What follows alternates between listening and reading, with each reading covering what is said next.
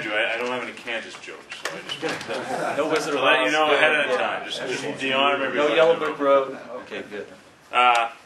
So today is kind of a red letter day in labor journalism. I don't know how many people here are familiar with the publication called Politico. It's a big inside the Beltway publication. I guess people outside the Beltway read it. It covers politics. They ran a story today which was just remarkable in the history of labor journalism, and I think really speaks to a lot of what's going on. Apparently, they had a reporter attend an event Obama was doing at a unionized master lock facility in Milwaukee.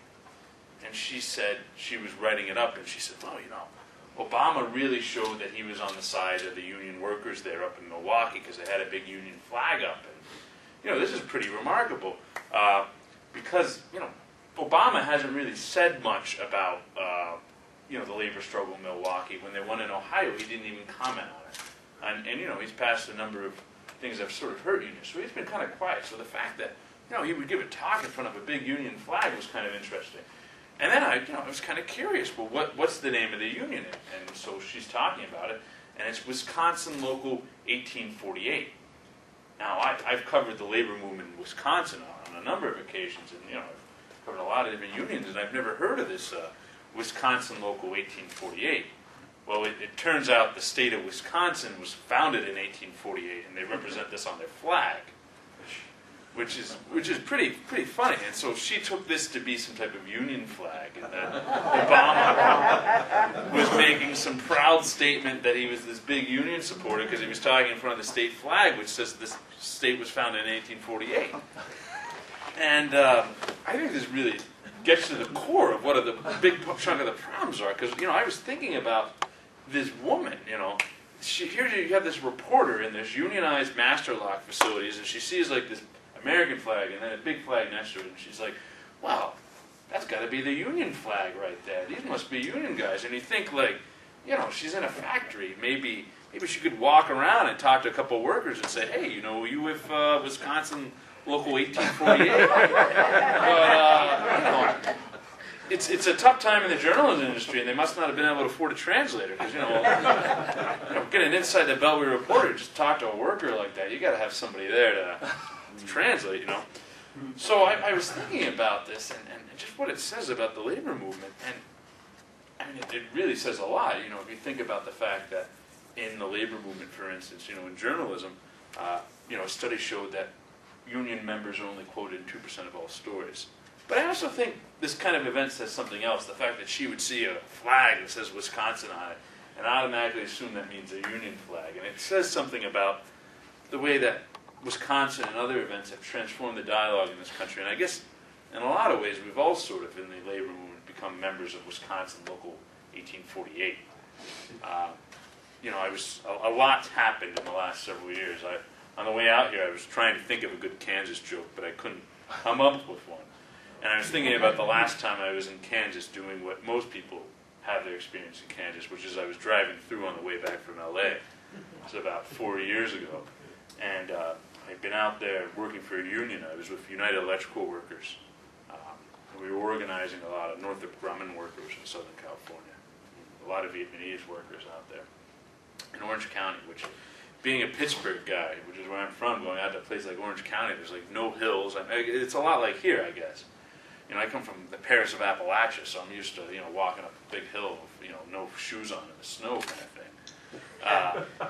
So, you know, we were out there, and I was driving back, to go to West Virginia to do some more organizing, and I was actually debating at the time. I had an offer from the Obama campaign to work for them, and I was debating it at the time.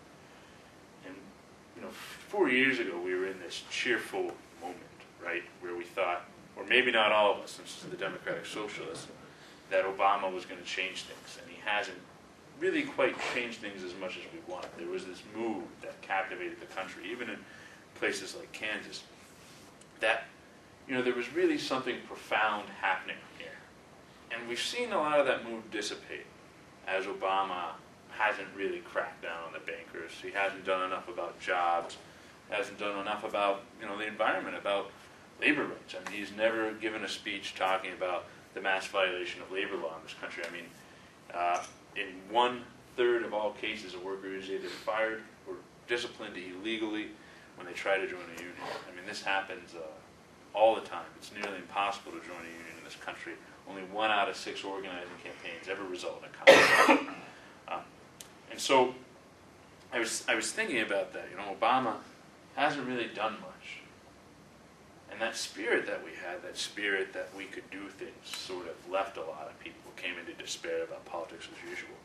And in many ways, Wisconsin brought that kind of spirit back, that we could do things, that people could have a voice, that we were going to take this Wisconsin capital, and no longer was going to be a place just for the voices of the people that governed us to be heard, but the people that were governed to be heard as well.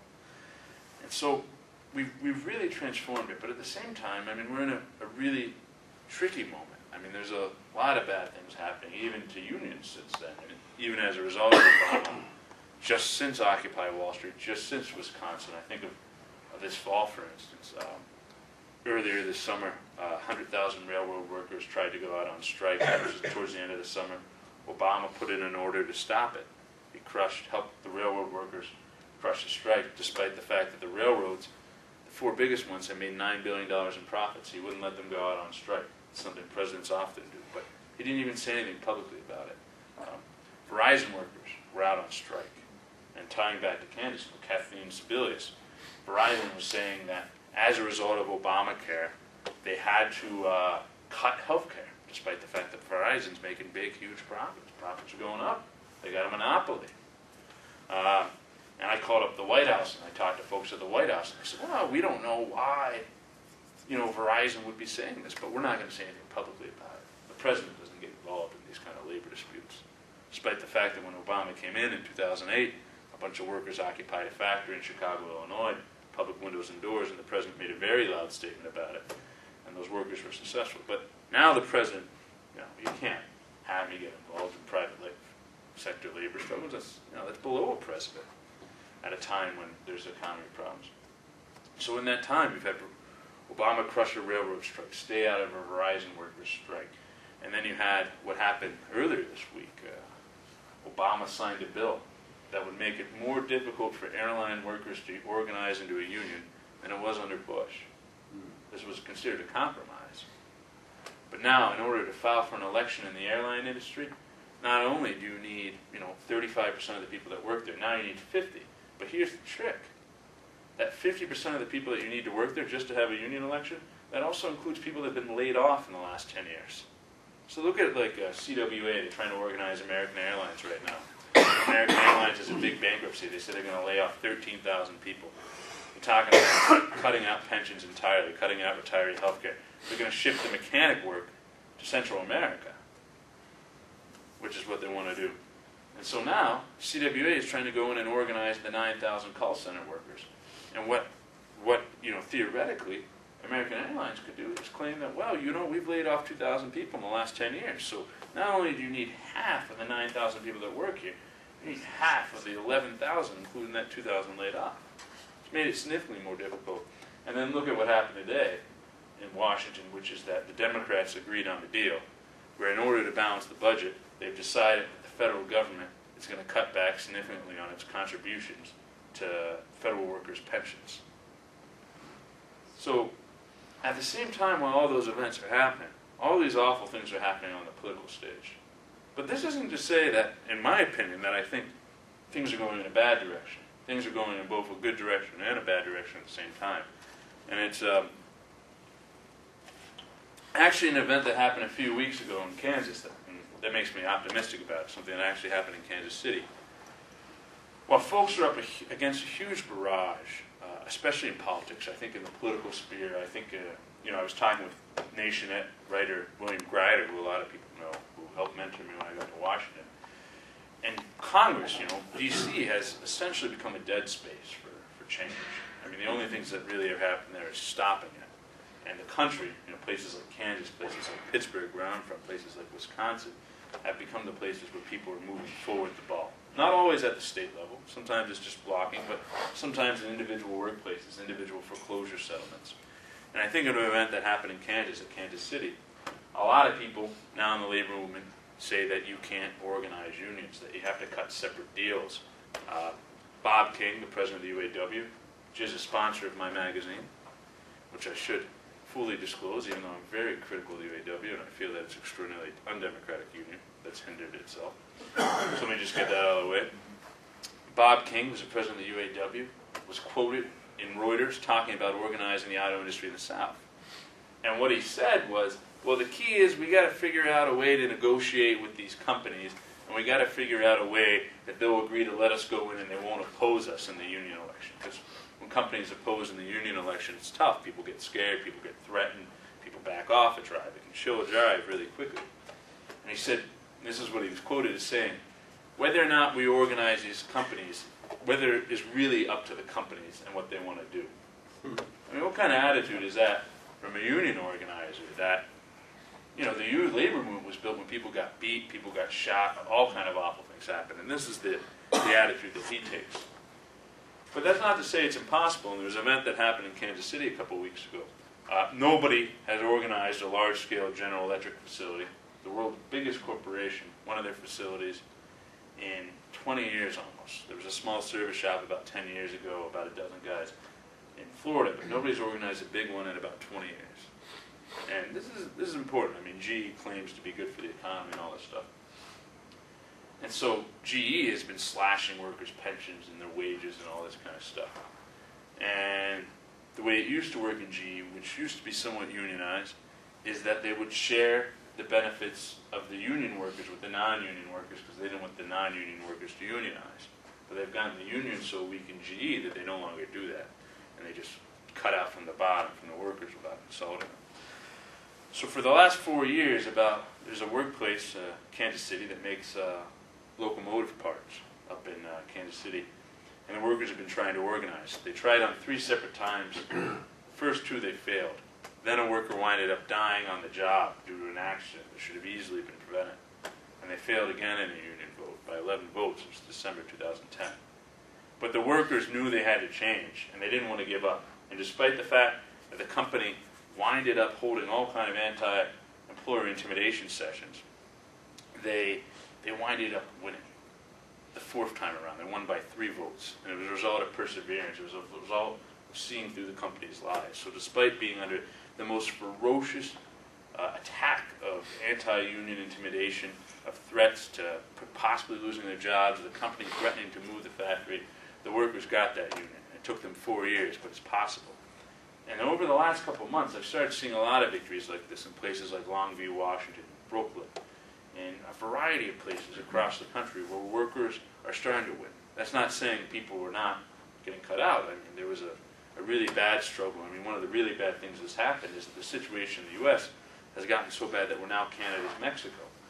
About 2 weeks ago, Caterpillar locked out about 500 workers in London, Ontario. They were making about $30 an hour.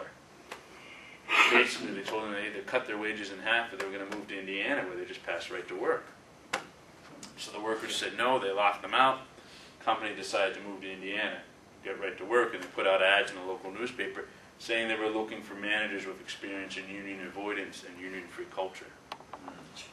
So, and advertising the jobs in Indiana, the starting wages at $12.50 an hour. Not exactly something you want to raise a family on. And so, this is not to say that all is good. On the subject of intimidation, one of the things that I've helped uncover is a lot of people have talked about Citizens United in terms of it being a game changer about politics, in terms of the amount of money that comes in. But what people didn't realize, and I don't think most of us realize, is that Citizens United now allows employers to tell their employees directly how to vote. So imagine your boss comes up to you and says, hey, we're all going to go volunteer this weekend for Sam Brownback. And you say, wow, I don't know how I want to go. And he says, well, how do you feel about that raise? That's legal now. So now, there's all kind of intimidation. And we dug up documents from the last election that showed the Kochs were already holding these kind of sessions at one of the companies they own, Georgia Pacific, 60,000 workers. They're already holding these libertarian ideology sessions with PowerPoints and guys coming in with charts. And I mean, you know, I grew up with a lot of rednecks in my family. And if somebody's boss tells you to go out and vote, you might get a raise. I mean, those guys just, that wouldn't vote otherwise are just going to go out and pull the Republican tab. And for me, I think this is the scariest trend. And you see Koch Pat is already telling a lot of different Republican groups that they should start taking advantage of this loophole. And I think this is going to be something that's really going to hurt us. I mean, this is going to have a nasty effect. We've seen what it's done to union drives in this country. I can't imagine what it's going to do to elections and turning out bodies for GOP volunteers. I mean, any goddamn redneck or anybody who wants a raise is just going to go volunteer for whoever the boss is supporting. So this becomes a big issue. And so while there's a lot of effort to fight back, I think the situation in this country is very mixed. It's very volatile, and I think I'm starting to notice something. I think in a lot of different workforces, and people are noticing it all over, is that folks have gotten to a point where they've simply had enough. I mean, I was covering a bunch of cable workers in Brooklyn who, actually the Bronx, the week before some cable workers in Brooklyn had unionized after a 13-year struggle. And they were on their way to winning a big contract. And then 120 workers in the Bronx decided, they weren't even members of the union, they just decided to go out on a strike to protest the boss calling for a 30% wage cut. And they pushed it back. And I think we're kind of reaching a point where people realize they've had enough. That you can't cut your budget in half anymore, that, you know, that there's no way to live if they cut Social Security, that you know, we're at a bottom. That, you know, it's going to be, you know, living out in the street if people cut much anymore. And so this is, you know, encouraging, I think, some people to really fight back. And I think events like Wisconsin and Occupy Wall Street, as I've traveled the country, have really lit a spark in a lot of people. So I think the biggest problem, I think especially that happens, you know, in our kind of system of economy we have here in the United States without a lot of unions, is that people just accept whatever the boss throws at them. People just think that if the boss tells you did something wrong, then you must have done it wrong. Even though, you know, it's a democracy, and I think we should all decide how to do things. So, you know, this is a problem, and I think Occupy Wall Street and Wisconsin and these other battles have kind of re-enlivened in the sense that they can fight back. So we're starting to see that, but still, the odds are really incredible and really strong. And so I think we're at an interesting point in this country. I think it could go a lot of different ways. But I think people are pretty upset, and things are definitely going in an unexpected way. I mean, look at, even just a case example, politics is not happening the way it's usually happens. I mean, look at Rick Santorum. I mean, I grew up in Pennsylvania. This guy lost by like 20 points in Pennsylvania 6 years ago, and now he might be the Republican presidential nomination. He's going to win in Michigan. I mean, I think this is a reaction of how desperate people are getting, even on the right. You know, because don't forget, I mean, a lot of those people, as the famous book about Kansas, What's the Matters with Kansas, a lot of those people on the right are working class. So we're starting to see really wild swings over there. And at the same time, we have the potential for a lot of wild swings over here. So while the situation is bad, it's not necessarily something that I think is static, and I think it could get good. So with that, I've spoken for a while. Why don't I open it up to questions, because I'm sure folks have a lot more questions here. And we can get into that. I mean, I'd kind of be interested to hear more about the Boeing plant. I know I covered a lot of plant closing, so anybody that wants to talk about it, feel free, if it's not a question, to also say something as well. I always hate people that treat people like jerks and want to get up and say something.